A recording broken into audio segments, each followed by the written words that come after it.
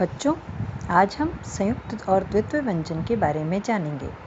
हिंदी वर्णमाला में कुछ अक्षर संयुक्ताक्षर के रूप में जाने जाते हैं, जैसे क्ष, त्र, ज्ञ, श्र। दो व्यंजनों के मेल से बनने वाले व्यंजन संयुक्त व्यंजन कहलाते हैं। इनके बीच स्वर नहीं रहता है। हिंदी में क्ष, त्र, ज्ञ, श्र ये 4 संयुक्त व्यंजन हैं। इन्हें संयुक्ताक्षर भी कहा जाता है।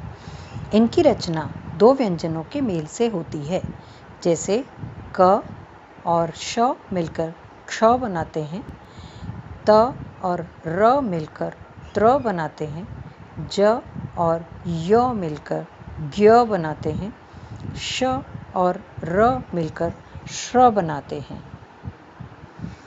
जब किसी शब्द में एक ही व्यंजन 2 बार आता है और उनके बीच में स्वर नहीं होता, तो उसे द्वित्व व्यंजन कहते हैं।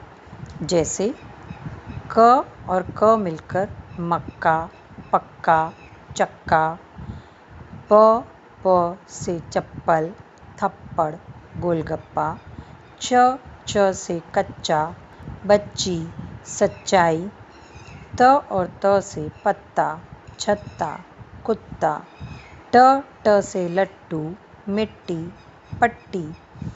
ऐसे ही ड और ड के उदाहरण हैं लड्डू, गड्डी, हड्डी। ज और ज के उदाहरण हैं सज्जा, लज्जा, सज्जन। द और द के उदाहरण हैं उद्देश्य, गद्दा और भद्दा।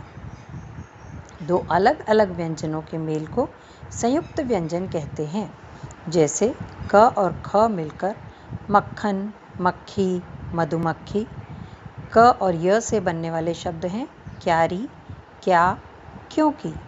ग और य से बनने वाले 11, भाग्य, योग्य। त और य से त्याग, सत्य, प्रत्यक्ष। ध और य से ध्येय, ध्यान, अध्यापक। न और य से न्याय, अन्य, कन्या। स्वदेश, स्वस्थ, स्वार्थी। स और व से बनते हैं। उसी तरह श और ट से बनते हैं कष्ट, नष्ट, भ्रष्ट। संयुक्ताक्षर को लिखने का सही तरीका।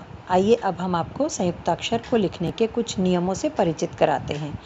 खड़ी पाई वाले व्यंजन जैसे क, ख, ज, त आदि को किसी वर्ण के साथ जोड़ने पर इनकी खड़ी पाई हट जाती है। जैसे चप्पल, पत्ता, सज्जा, स्वदेश। इसमें प की खड़ी पाई हट गई है, त की खड़ी पाई हट गई है, ज की खड़ी पाई हट गई है और इसी तरह से स की खड़ी पाई भी हट गई है। वर्ण क और फ को जोड़ने के लिए उनकी सूंड छोटी कर देते हैं। जैसे मक्का और दफ्तर में क की सूंड हट गई है और फ की भी सूंड छोटी हो गई है। इसी तरीके से ट, ठ, ड, ढ, द और ह